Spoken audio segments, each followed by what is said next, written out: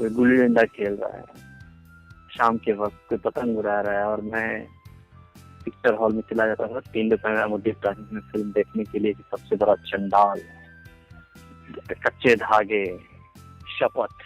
तो वो मीटिंग ये तय कर चुका था कि भैया आपको विकास और शुक्ला मिल गया है, अब आप टीवीएफ के परिवार में शामिल हो गए हो।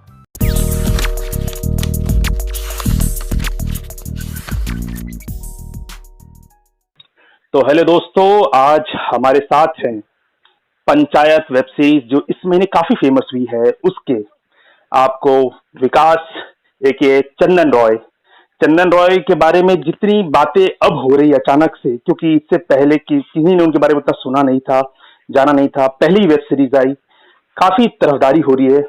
तो हम अब चंदन रॉय जी से ये सवाल पूछते हैं। चंदन रॉय जी, कैसे आप देखते हैं अपने इस पूरे सफर को, एक बिहार के छोटे गांव से और मुंबई और अब टीवीएफ की एक वेब सीरीज पंचायत को? बहुत बहुत शुक्रिया। ये सफर, हालांकि ये क्वेश्चन जितनी जल्दी आपने पूछ ली, ये सफर उतना ही लंबा और कठिन था। बहुत मुश्किल होता है एक छोटे से गांव से वहां तक जाना जहां बिजली 3-4 साल पहले आई, और पूरा बचपन अंधेरे में लैंप और दिए की रोशनी में हमने गुजारे हैं। तो बचपन काफी संघर्ष भरा था, और किसी तरह हमने मतलब, बट यहाँ थिएटर का माहौल तो थोड़ा बहुत था, क्योंकि गांव में कुछ लोग प्ले लिखते थे और खुद से स्नैप करते थे। जो गांव की समस्याएं होती थी उन पे वो आधारित वो प्ले होता था, फिर चंदा करके नाटक खेला जाता था। तो ये संस्कार मुझे बचपन से मिला था। साथ ही साथ मुझे भी लगता है कि जो आज भी मैं जो भी कुछ हूँ उसमें रेडियो का बहुत बड़ा हाथ था।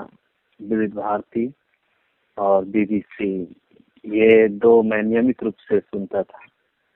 और तो विविध भारती में जितने भी इंटरव्यू आते थे उस सबको, मतलब वो मेरा पसंदीदा। मुझे भी याद है यूनुस खान पिटारा लेकर आते थे, बड़े बड़े कलाकार उसमें इंटरव्यू देते थे। हाँ जी, हाँ जी। तो सारे प्रोग्राम और सारे उद्घोषक आज भी मेरे जहन में हैं। खैर, तो ये सब कुछ शुरू से था। मतलब मेरे उम्र के बच्चे लोग जिधर कोई गुल्ली डंडा खेल रहा है, कोई गोली खेल रहा है, शाम के क्रिकेट कोई पतंग उड़ा रहा है, और मैं पिक्चर हॉल में चला जाता था 3 रुपए में मुझे प्राइस में फिल्म देखने के लिए कि सबसे बड़ा चंडाल, कच्चे धागे, शपथ, राजा भाव इस तरह की फिल्में मैं देखा कर। खैर, तो जैसा ये शहर था, फिल्में भी उसी तरह से लगती थी। बहुत छोटा सा ये ब्लॉक है, महानार, वैशाली डिस्ट्रिक्ट के अंतर्गत आता है। तो यहाँ तक मेरी यहीं से मेरी 10वीं की पढ़ाई हुई। उसके बाद मैं चला गया पटना कॉलेज। पटना में मैंने बैचलर ऑफ मास कॉम से मैंने पास, मतलब था ये मेरा सब्जेक्ट। उसके बाद हम चले गए IIMC, Indian institute of mass communication. वहाँ से रेडियो एंड टेलीविजन में पढ़ाई की, और उसके बाद मुझे दैनिक जागरण में नौकरी मिली। लेकिन इन सब के साथ थिएटर चल रहा था। पटना में भी मैंने थिएटर किया, अभियान ग्रुप के साथ। कालिदास रंगालय और प्रेमचंद रंगशाला में हमारा रिहर्सल होता था। तो स्ट्रीट प्ले भी, सरस मेला, पुस्तक मेला में मैं करता था। फिर उसके बाद जब हम दिल्ली गए, तो कॉलेज के बाद और जॉब के बाद हम पूरा समय जो बचता था वो थिएटर को ही देते थे। तो बहरूप JNU में था, उसमें मैं काफ़ी सक्रिय रहता था। और फिर उसके बाद बहरूप के बाद NSD रिपेट्री में कुछ मेरे दोस्त लोग थे, उन लोग के साथ मैंने काम किया। फिर इंडिपेंडेंट डायरेक्टर लोग के साथ भी काम किया। फिर एक दिन मुझे लगा मैं क्या कर रहा हूँ, मज़ा नहीं आ रहा था जॉब में। थिएटर में मज़ा आ रहा था, बट मुझे लगा कि कब तक थिएटर भी करूँगा यार। फिर बिना रिजाइन दिए मैं चला गया मुंबई। जॉब छोड़ के अचानक निजामुद्दीन से गरीब रथ पकड़ी, निकल गया। कुछ ऐसा कुछ नहीं कि ये वो, बस निकलना था, अचानक से निकल गया। वहाँ मेरे एक दोस्त थे, विवेक, वो पटना कॉलेज से ही था। तो दोस्ती थी, वो मुझसे 1.5-2 साल पहले चले गए थे। तो वो बंदा यारी रोड में मेरे लिए कोहड़ा का सब्जी और चावल बना के रखा था। चंदन भाई आएंगे दिल्ली से तो खाएंगे। तो इस तरह से मेरी मतलब यहाँ गांव से लेकर के मुंबई तक का सफर। मैंने सफर बोल दिया ना, अरे हाँ, गलती बोल दिया। मैं इसको संशोधित कर रहा हूँ फिर से, ये शायद लाइन अभी आप एडिट कर। कैरेक्टर में है। जी, हाँ। तो मैं कह रहा हूँ कि ये मेरा घर से यानी गांव से मुंबई तक का सफर था। जी तो अब जैसा कि मैंने कई इंटरव्यूज में देखा, आपने रघुवीर यादव जी को अपना गुरु बताया और किस प्रकार हाँ जी, से हाँ जी, कैसे रोल जो मिला आपको विकास का, तो वहां जी पर जी। किस प्रकार से उनका कितना बड़ा मेजर उसमें भी रोल रहा, कैसे आपको कैरेक्टर मिला। तो रघुवीर यादव जी से आपके संबंध की शुरुआत कैसे हुई और किस प्रकार इतनी घनिष्ठता बढ़ी। वो ये था कि सर एक वर्कशॉप ले रहे थे, तो मुझे उस वर्कशॉप में मेरा सिलेक्शन हुआ था। तो वहाँ बहुत सारे 20-25-30 लड़के थे, मैं भी उनमें एक था। तो वर्कशॉप तो खत्म हो गया, सब लोग अपने अपने घर चले गए, लेकिन सर की नज़र में मैं आ गया था। तो फिर हम लोग अक्सर, कुछ चंद लोग थे जो सर के नज़र में थे, वो अक्सर उनके घर आते थे, जाते थे। तो हमारा एक पारिवारिक संबंध जैसा हो गया था। तो उन्हीं में से मैं भी था। हर शाम हम साथ में नाटक पढ़ते थे, कुछ सीन वर्क करते थे, या फिर क्राफ्ट पे काम होता था, इम्प्रोवाइजेशन होता था, जीते दिनों को याद किया जाता था। तो ये सिलसिला बदस्तूर चलते रहता था। तो एक दिन मैंने, चूंकि मैं शाम के वक्त उनके साथ गुजारता था और सुबह से दोपहर तक अपने जूते घिसते थे, तो मैं रोज जूता घिस रहा होता था रामनगर और ऑडिशन देते जितने थे। भी प्रोडक्शन, जी जी, जितने भी प्रोडक्शन हाउस है उन सभी जगह। तो रघुवीर सर से मैंने कहा कि यार सर, मैंने एक ऑडिशन दिया है, क्योंकि उन्होंने मुझे कहा कि यार भोपाल में मेरा शूट है चंदन, मैं निकलने वाला हूँ कुछ ही दिनों में भोपाल। मैंने कहा पंचायत के लिए तो मैंने भी दिया है ऑडिशन, वो एक दिन का कैरेक्टर है मेरा। तो बात खत्म हो गई। फिर उसी के कुछ दिन बाद टीवी पे कुछ लोग आए और उनसे सर की बातचीत हो रही थी। तो उन्होंने कहा यार मेरा एक स्टूडेंट भी, उन्होंने भी दिया है ऑडिशन, देखते हैं कैसा क्या होता है उसका। तो उन लोगों ने इस चीज को सीरियसली लिया और देखा, ऑडिशन देखा मेरा। तो टीवीएफ के जो सीनियर लोग थे उन्होंने मेरा ऑडिशन देखा और हमको लगा कि यार हम इस बंदे से कुछ और ट्राई कर सकते हैं, क्यों इसको एक दिन के लिए यूज करें। तो उन्होंने फिर से मुझे विकास शुक्ला का कैरेक्टर के लिए स्क्रिप्ट भेजा। अगले दिन मैं गया ऑडिशन के लिए, और जिस दिन ऑडिशन दिया उसी के 2 दिन बाद प्रोडक्शन वाले का कॉल आया कि आपसे डायरेक्टर और राइटर मीटिंग करना चाहते हैं। तो वो मीटिंग ये तय कर चुका था कि भैया आपको विकास और शुक्ला मिल गया है, अब आप टीवीएफ के परिवार में शामिल हो गए हो। ये बड़ी अच्छी बात हुई, बड़ी। हाँ, तो अब मैंने जैसे मैंने आपको पूरा वेब सीरीज देखा, तो मैं हाँ जी, हाँ जी, लगातार देख रहा था कि किस प्रकार से आप जो एक हायरार्की मेंटेन है, जो आपको पंचायत मुखिया पति की और उनके उप मुखिया जी की, और कैसे एक शहरी जो लड़के हैं जितेंद्र जी, जो अभिषेक सर जिन्हें आप हाँ कहते जी, हैं, तो उन उन दोनों के बीच में कोई भी टेंशन वाली सिचुएशन नहीं है, टेंशन वाली सिचुएशन नहीं आए। तो उसके लिए आप जी जी, कितना बार बार एक बचाव का लेयर आप बन जाते थे हाँ जी, अभिषेक जी के लिए, और आप एक ऐसा भी क्रिएट करते थे कि ईगो जो हर्ट है वो आपको मुखिया और उप मुखिया, मुखिया पति और उप मुखिया नहीं हो। तो बड़ा ही वो हाँ जी, लेयर हाँ जी, था आपके कैरेक्टर में। हाँ जी। हम्म, तो उसके बारे में आप कुछ कहना चाहेंगे। तो ये सब कुछ निर्भर कर रहा था हमारे वर्कशॉप पे। और वर्कशॉप जो था वो काफी हेल्प करता है आपको कैरेक्टर को डिफाइन करने में कि किससे किसका रिलेशन होगा। हमारा वर्कशॉप बहुत बढ़िया था। और मतलब मैं तो सिर्फ रघुवीर सर को ही जानता था, तो उनसे केमिस्ट्री मेरी पहले से ही बहुत अच्छी थी। तो जब वर्कशॉप में हम लोग साथ में मिले तो हमारे जो टीचर थे शशि भूषण सर, उन्होंने कहा कि यार आप लोगों का तो ऑलरेडी रिलेशन है उस तरह का, मुझे इस पर ज्यादा काम करने का जरूरत नहीं है।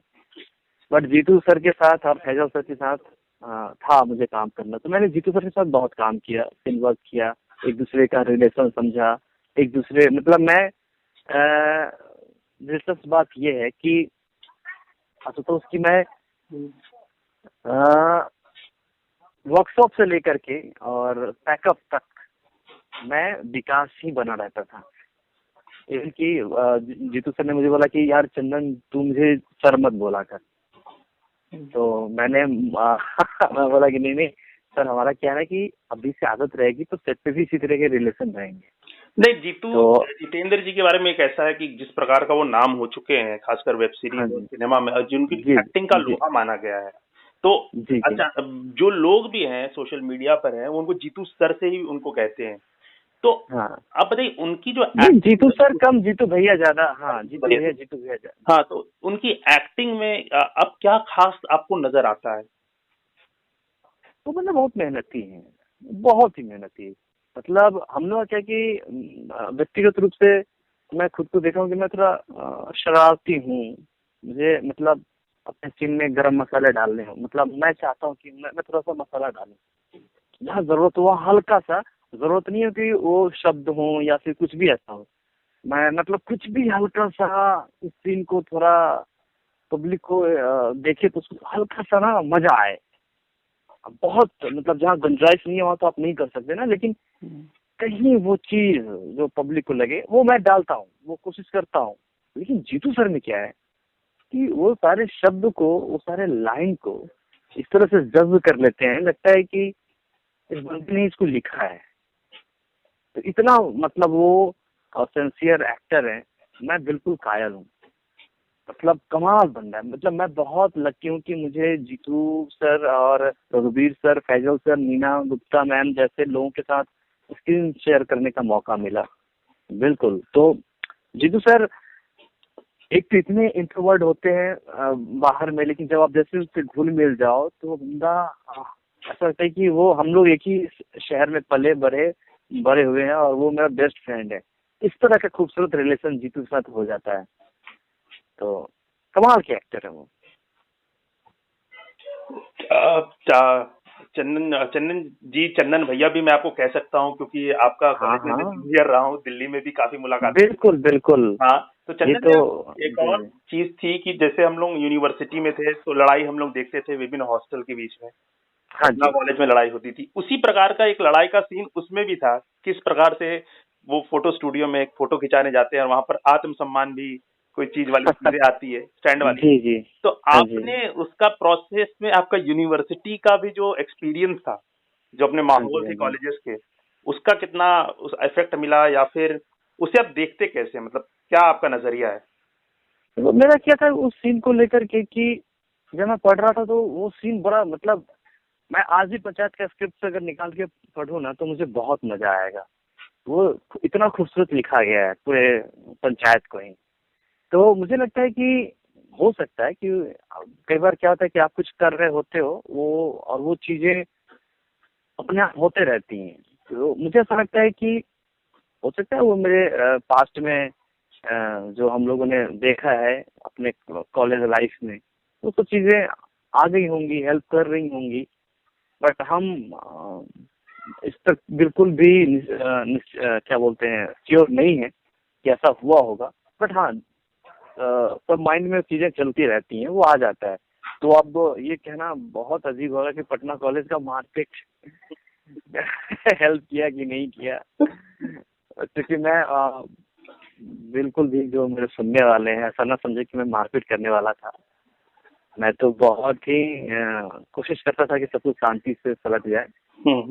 और बट हो सकता है कुछ उसी तरह का माहौल वहाँ पे था। लेकिन हाँ, ड्रामा तो पटना कॉलेज वाला था। जैसे ही उसमें जैसे में हम लोग गए थे मार करने के लिए वहाँ पे, और कि भाई प्रधान जी और प्रहलाद जी तो है ही नहीं, हम दोनों आ गए। तो वो एक पुक्की जो होता है, डर वाला पुक्की, वो पटना कॉलेज वगैरह में भी कभी कभी हो जाता था। तो वहाँ भी कुछ था, जैसे एक तो आप गए एकदम मार पीटने ही नहीं, मारना है यार, अभी देंगे उसको, अच्छे से बताएंगे उसको। और फिर आपका टी शर्ट खोला जा रहा है, अभी आपको डांस करवाया जाएगा। फिर जब उधर से प्रधान जी आते हैं तो अब तेरे को बताएंगे, फिर पता चलता है चलो जी ये चिड़िया मारने वाली बंदूक है।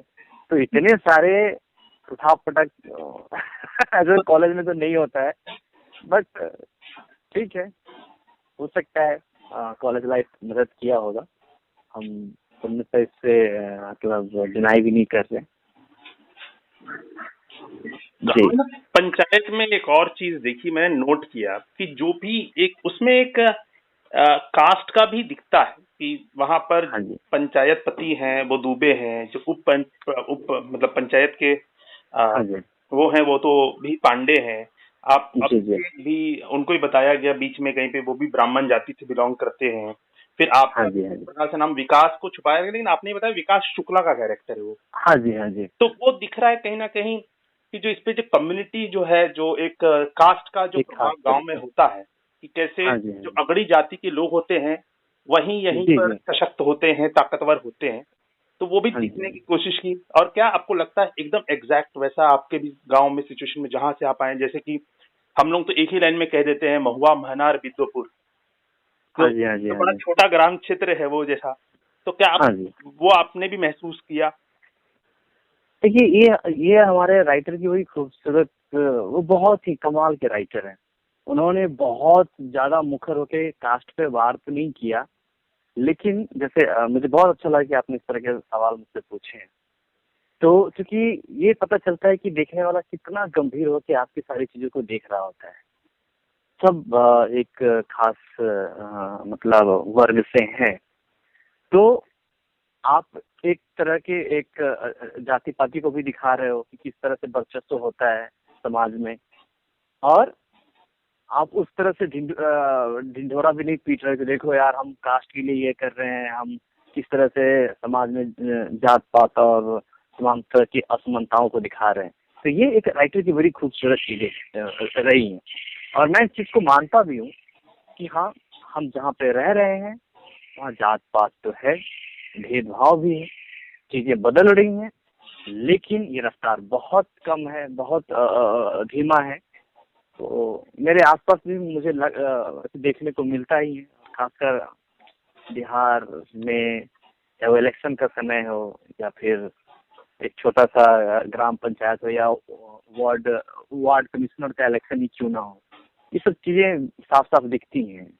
इस तरह से जात या फिर समाज में भेदभाव या वो वर्ग का जो खेल है वो साफ साफ दिखता है।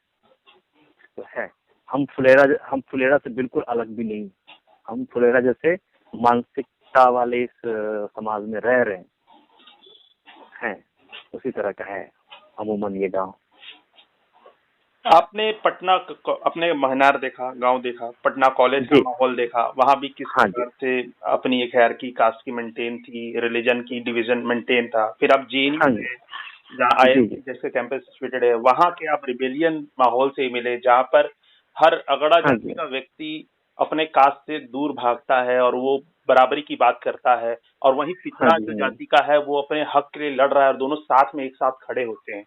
बिल्कुल बिल्कुल। तो आपने वो देखा, और उसके बाद का जो ये लंबा पूरा जो सफर है, क्योंकि 3 सफर, एक जगह मेरे हिसाब से गांव में दमन देखा है जो होता है, और यूनिवर्सिटी पटना कॉलेज लेवल पे आपने कास्ट के पीछे डिफरेंशिएशन देखा, और जब जेएनयू पहुंचते हैं तो वहां आप एक अलग लड़ाई देखते हैं जहां सबको बराबर करने की लड़ाई अगड़ी और पिछड़ी सारी जातियां लड़ रही है। हाँ जी।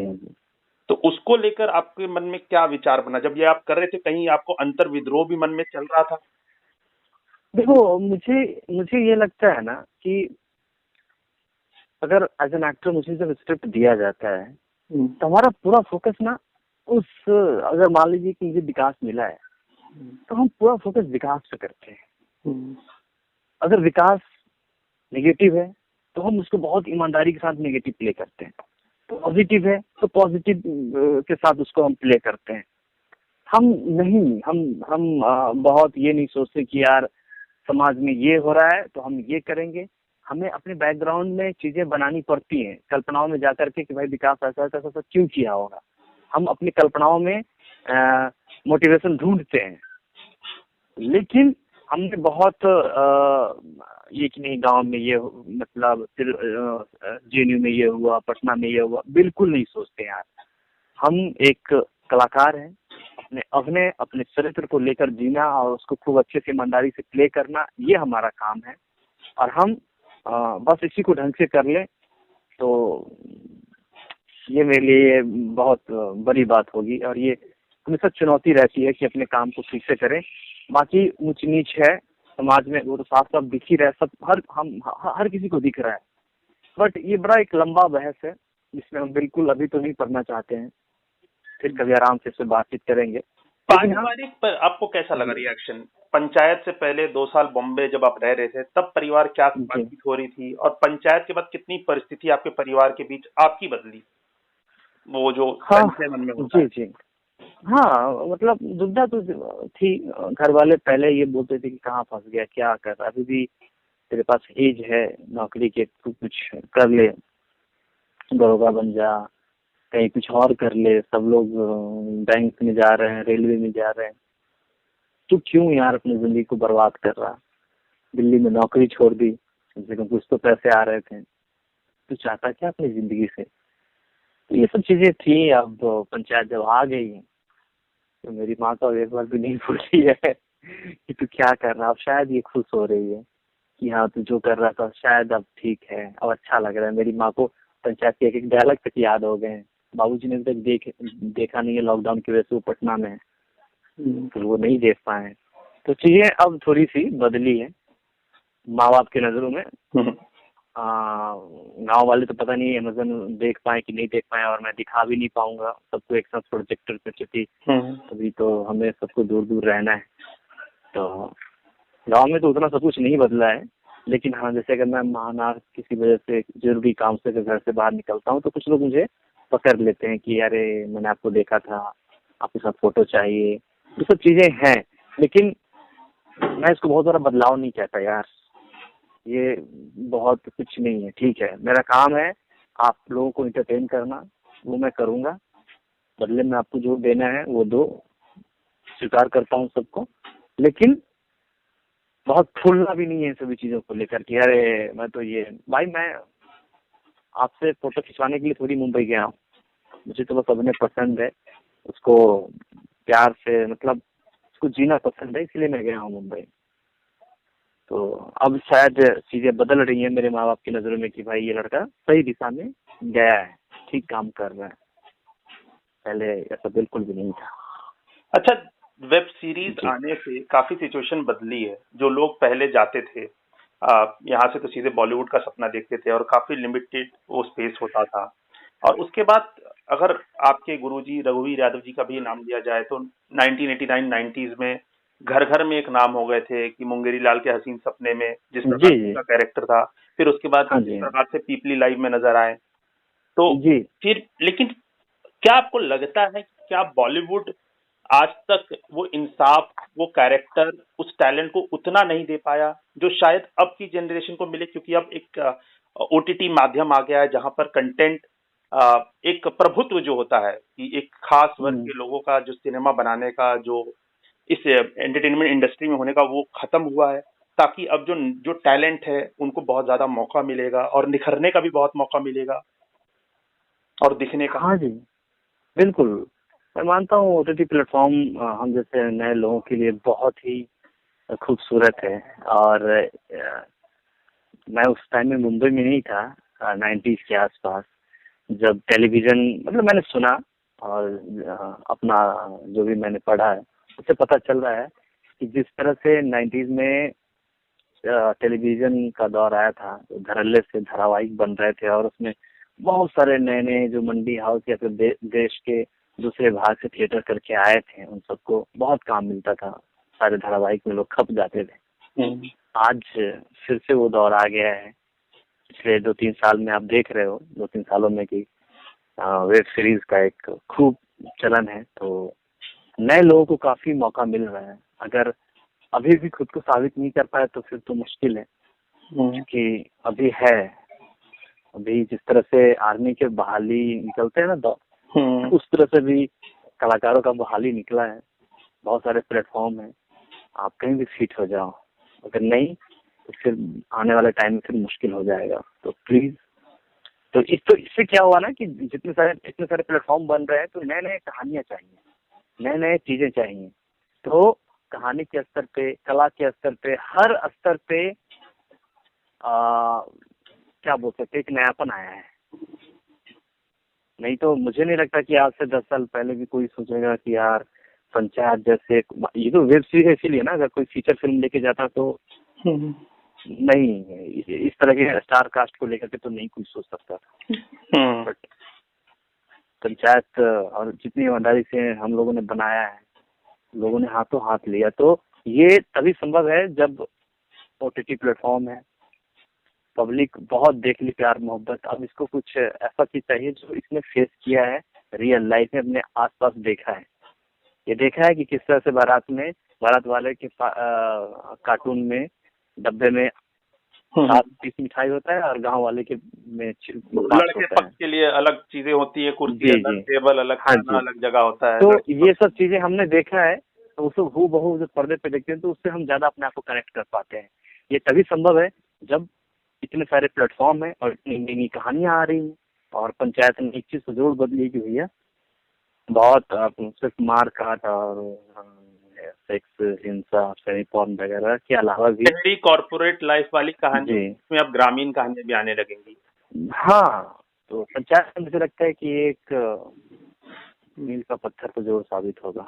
चंदन भैया, आपसे एक बहुत इम्पोर्टेंट सवाल है और बहुत शुरुआती स्तर पे, क्योंकि मुझे लगता है कि जो भी एक्टर होता है, अगर कोई उसका पहला रोल बहुत ज्यादा हिट हो जाता है तो लगता है कि उस प्रकार के रोल बहुत ज्यादा ऑफर होने लगते हैं।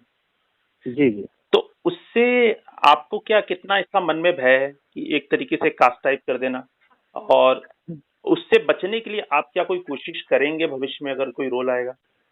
हाँ देखो, मेरा ये मानना है आशुतोष कि मुझे जिस तरह से ऑफर होंगे मैं वो करूंगा। अगर मैं कोशिश देखूंगा कि यार ये बार बार एक ही तरह की चीजें आ रही हैं और इसमें करने के लिए कुछ नहीं है, तो शायद मैं वैसे कैरेक्टर को मना ही करूं, काम को मना कर दूंगा वैसे काम को। लेकिन अगर सेम है, कुछ इसी तरह का है लेकिन करने के लिए है कुछ, तो मैं निश्चित रूप से करूंगा। और साथ ही दूसरे अगर शेड्स आ रहे हैं, दूसरे कैरेक्टर आ रहे हैं, तो मैं बिल्कुल ऐसा करूंगा। अभी 2-3 है मेरे दिमाग में जो आए हैं नए प्रोजेक्ट, तो वो अलग अलग हैं। तो ऐसा नहीं है कि मैं सिर्फ यही करूंगा, लेकिन पब्लिक मुझे पता है कि, या फिर जो भी क्रिएटर हैं वो जब भी कुछ इस तरह का लिखेंगे या फिर कैरेक्टर होगा तो उनके जहन में मैं आऊंगा, एक बार तो जरूर आऊंगा।